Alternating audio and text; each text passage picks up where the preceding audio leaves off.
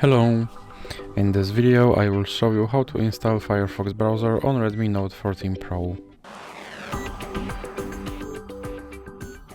So you have to start by opening your Google Play Store. Now click on search bar and type in Firefox.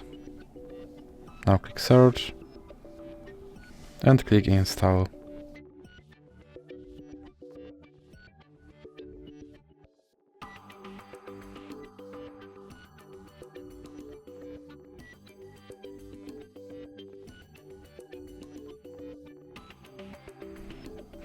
And now you can click open, and here you can set your default browser, or you can click cancel.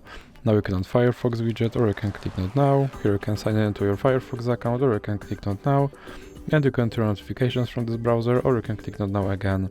And as you can see, my Firefox browser is now installed and it's ready to use. So that's it for this video. If you liked it, please remember to leave like and subscribe.